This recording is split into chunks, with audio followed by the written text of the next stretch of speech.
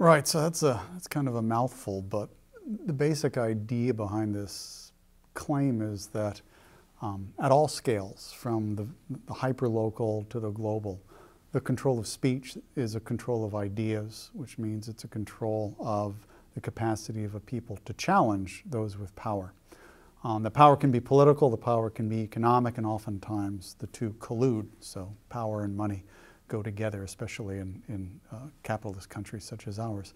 But what I wanted to do there was, especially in reference to my book, so book is Stories of Wyoming, right? And Wyoming might be thought of as a rural backwater. So whatever those stories are about Wyoming, surely they don't apply to places like New York and California and Florida and Illinois and whatnot. But in fact, I really do believe that what was happening in my state, in my communities, really was just a highly focused microcosm of the ways in which power and money shape political speech. And so when I made reference to the presidential election, so we're moving from little Wyoming town all the way up to national election, right? In this last presidential election, there were no questions about climate change, right?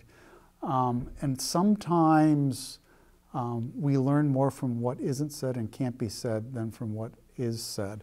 And the complete absence of one of the gravest threats to our nation as well as to our world not being on the table for a presidential election suggests that the capacity of those with power, privilege, and money to shape political discourse is not something that happens in foreign regimes and rural backwaters. It's happening at the highest levels in this country as well.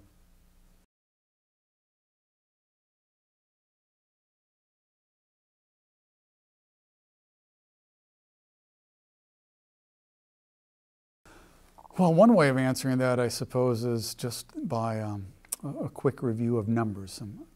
Two simple numbers will tell that story in some ways. So the state of Wyoming, about 70% of the state's revenue into the public coffers comes through oil, gas, and coal in the form of either what we call mineral royalty taxes or severance taxes. They're called severance taxes because the resource is severed, right, from the public ownership. And so the idea is that we're compensated for the taking of the oil, gas, and coal. So those taxes, oil, gas, and coal taxes, account for 70% of the state's income. Okay. Now, that's a big chunk. So that's the makings, as I suggest in the book, that's the makings of a company town, right, when you're that dependent on one industry. Now, the question, though, pertains to the university or to other state institutions. Well, university is a fine example. 70% of the university's funds comes from the legislature, right? So 70% of 70 is 50%, 49%, 50%. So 50 cents on every dollar that flows into the university flows through oil, gas, and coal. With that kind of economic dependency and the consequent sort of fear, and I don't mean to make it sound like our legislators are a bunch of cowards. They have every right to be fearful. Of course, they've also failed to do the work necessary to diversify the economy, but here we are. Here we are. And when the fossil fuel industry is pumping that kind of money through the system, there's a sense of panic. What if they leave? What if they go somewhere else? Now, it's not quite as if we could build cars in any city and Boeing could build a plane in any city. Apparently Amazon can put its headquarters in almost any city. And so we do actually have some dependency of the industries on the fact that we've got the oil, gas, and coal. But whether they are investing heavily in extraction in Wyoming or somewhere else and the degree to which they're going to fight our regulations is all a function of this kind of good old boy collusion between the politicians at the state level and the local level and these industries. And so that kind of, it's a kind of very worrisome mutualism, co-parasitism. They both need the other in a very, very desperate way. And think about this nationally though, right? So let's scale it up again. This isn't just about Wyoming.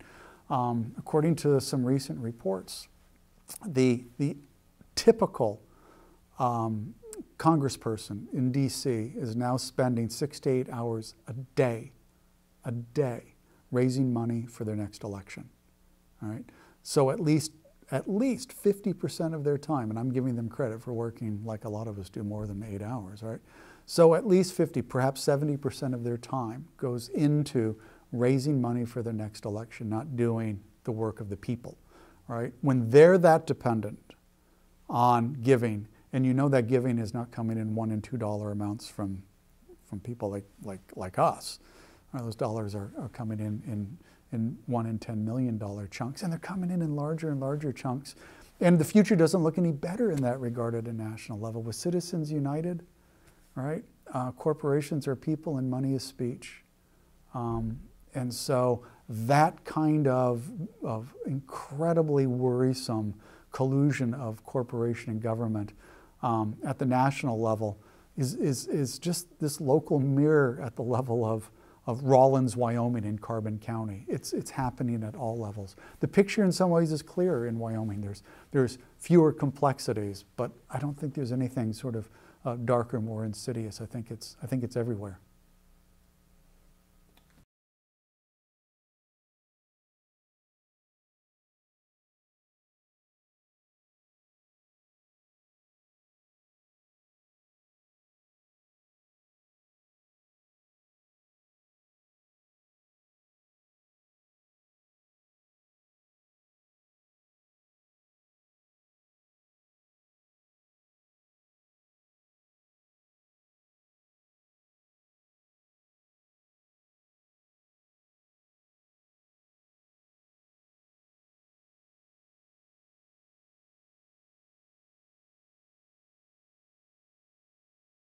Again, this goes back to perhaps describing Wyoming in these sort of simple terms, right? And we are, you know, if a political scientist or a cultural anthropologist or sociologist wanted to set up sort of a laboratory experiment, right, to see what happens when you've got single industries controlling enormous amounts of basically the public good, right? You couldn't do a better job than Wyoming, right? It's sort of this clear case. And, you know, so the other nice thing, I think it's a nice thing about Wyoming, is we have fewer than 600,000 people.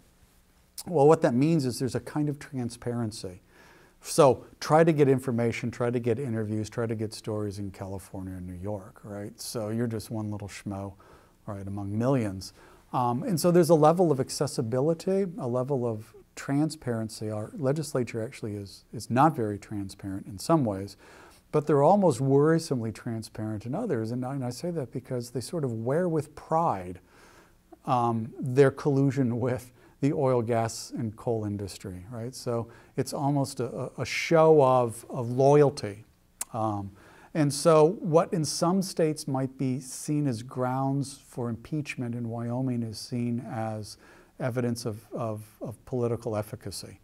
And it's that sort of kind of audacious, if you will, transparency that makes some of these interactions, some of these deals, some of these agreements so much clearer in Wyoming.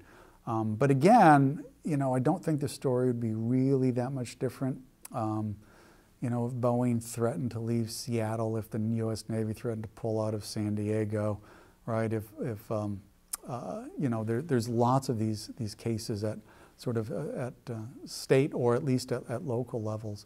And so what I was sort of getting at in that passage is that the story I tell in Wyoming is a story that has a kind of clarity, but I don't think the clarity might be kind of unique in a socio-political way, but the underlying corruption is not unique. It's just in some ways easier to see. And so I think that we are harbinger, right? We are a test case of what happens when corporations, in particular single industries, become that intertwined with government, and what it means for things like elections, what it means for regulations, what it means for state agencies in terms of their agendas and what questions they can ask, what research they can do.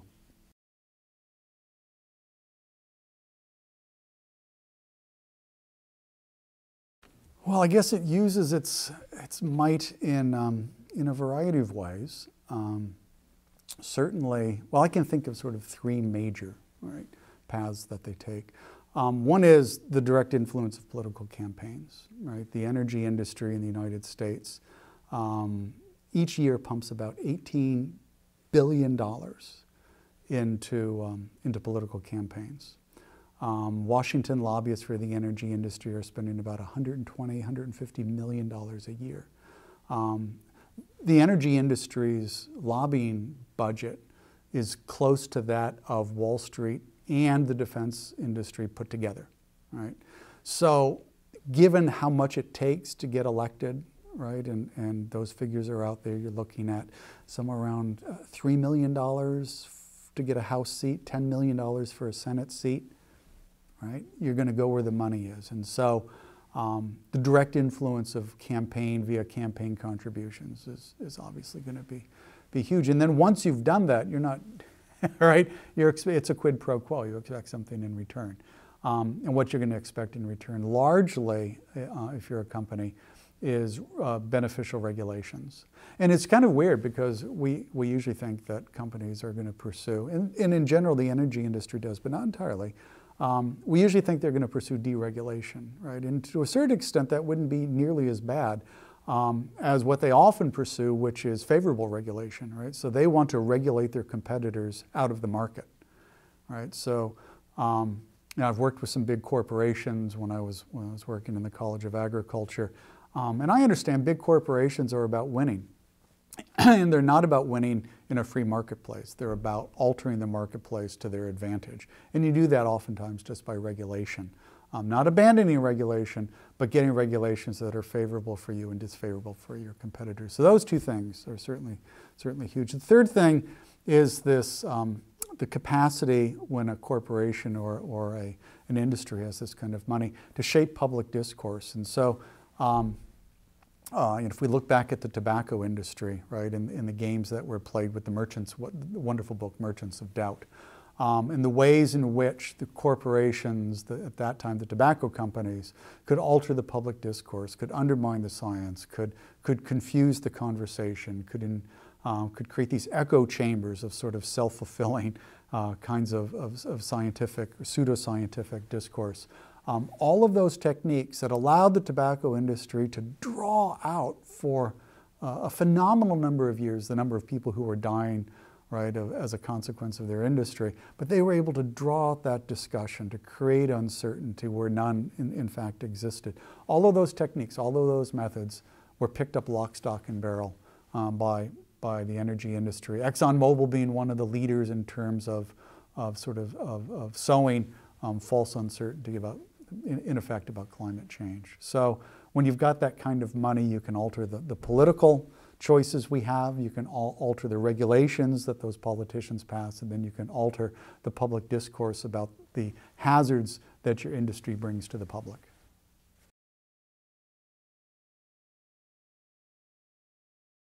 That's the beauty of the whole system, right, is if it was some sort of competition where candidate A was supported by company A and candidate B was supported by company B, right? But in reality what happens is candidate A takes money from company A and B, and candidate B takes money from both, right? And so the companies are hedging their bets, right? They may not be given equally, but they're not going to, right? They're going to hedge their bets. What they're doing. So you go to the racetrack, right? If you really know what you're doing is you bet win, right? I've not bet horse racing very often, and hence I always bet to show, right? I win if he finishes first, second, or third. All right, given the uncertainties in politics, right, a lot of companies bet on their horse to show. As a matter of fact, they bet on two horses to show. One wins, one plays, right? So it's that kind of hedging that's going on. And as a candidate, right, I'll take anybody's money and we'll work out the favors later.